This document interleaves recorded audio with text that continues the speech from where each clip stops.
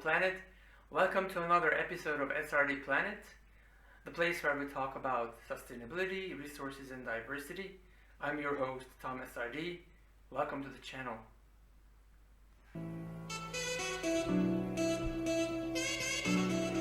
This episode is inspired by the United Nations Decade on Ecosystem Restoration.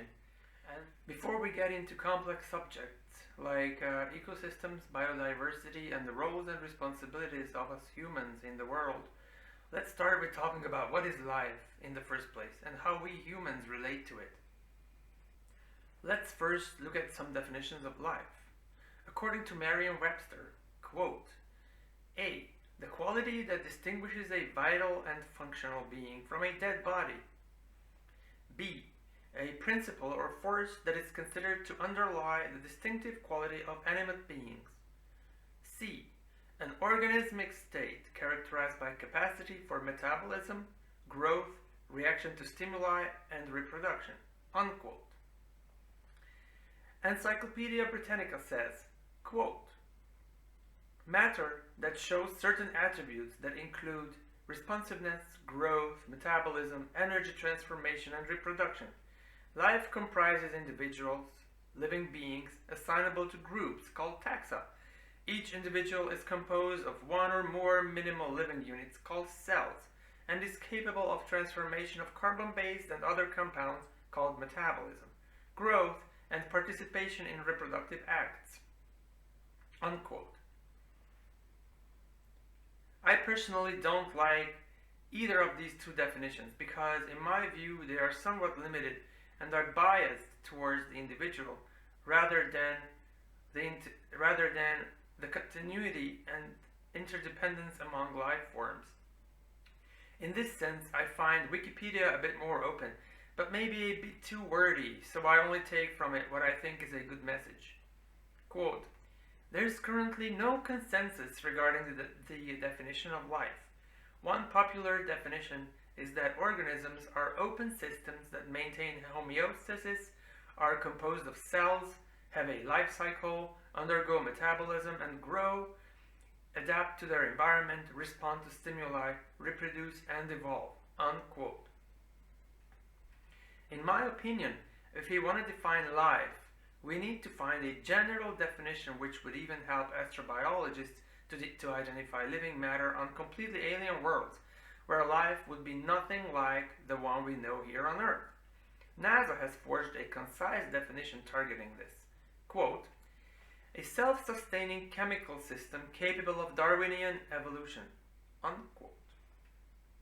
This definition, however, is so brief that it, through its obscurity, leaves a lot of room for extra interpretation. And this brings me to the definition that I coined after giving some thought to it. And interestingly, I ended up quite close to NASA's brief definition, with perhaps a little more detail. It goes like, life is an interconnected system of self-sustaining chemical chain reactions that facilitates the self-organization and evolution of matter. And here I put an emphasis on interconnectedness because it is important that the mentioned chemical reactions driving life must be relying on each other's products for maintained operation. Also, self-organization and evolution are important because these describe the ever-increasing complexity and adaptability that characterizes life, as we know it at least.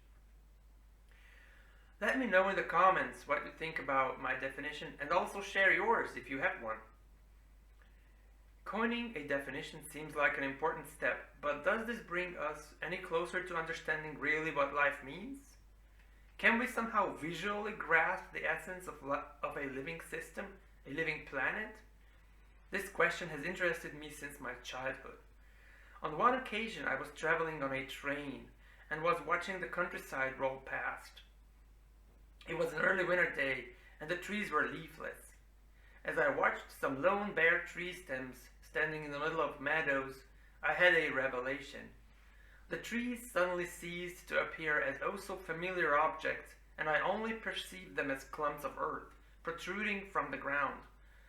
I also imagined the root system underneath, forming one entity, a tangled and twisting clump of earth, which pulled itself together and above the surface, driven just by the power of sunlight. That's it, I thought. Life is not more than clumps of earth, pulling itself together as a response to the power of the sun. Plants are directly organizing their bodies out of the earth, driven by the sun. Animals indirectly do the same. Be reminded that animals are only able to subsist on organic and hence once living matter. Also, any individual organism, when completely isolated from its environment, will quickly stop exhibiting the functions that we identify as life. Plainly put, deny a creature any air, water, food, and you know what follows. Imagine looking at all life from a far-away, abstracted perspective. All its processes sped up in time, and it will all appear to be a bubbling, foaming, flickering layer of matter on the surface of the planet. It will resemble a boiling pot of water, where, driven by heat, steam is getting generated, forms itself into lumps, bubbles, which then move upwards and pop when reaching the surface and thereby vanish. The life cycles of organisms exhibit a very similar trait when looking at it superficially. Of course, a living system is much more complex, and it is built up of chemical reactions rather than physical processes such as boiling. It all may appear a bit blunt and shallow the way I describe life, but I do think that it illustrates the essence adequately. You may ask, what does it mean then for you, for me, for anyone to exist? What is the purpose of my existence? We will get to those answers later. For now, consider the following. Your body, being a lump of dust and water that pulled itself together, powered by the sun, is in constant change. Through metabolism, your body takes up some more matter every time you inhale or put something in your mouth, and gets rid of some as you go to the bathroom or exhale. During the course of about 1 year, every atom in your body will be exchanged by a new one. On top of it all, most of your cells also die and get replaced by new ones in about 7 to 10 years. Can you then consider your body to be the same body over your life? Nah, you cannot. You only feel your continuous existence because the neurons that are part of your brain, which generates your consciousness, prevail throughout your life, mostly unchanged. That's where your memories, your experiences, your knowledge is stored. A good thing that also follows from this, though, is that since your body never really stays the same, and therefore your body doesn't actually exist constantly, it means it won't completely die either. At the end of its life cycle, it merely transforms and gets transferred back into the living network that it was constantly circulating within throughout your lifetime. On top of all this, you're not even one single organism. You consist not only of many own cells, but also foreign organisms, mostly bacteria, fungi, living inside or on your body, some of them giving you vital nutrients. And as to your own existence and the existence of all humans, this is meant to be a humbling and sobering vision, one that is meant to underline how insignificant we all are as individuals and how we all should look up to the complete living system and help it thrive and prevail.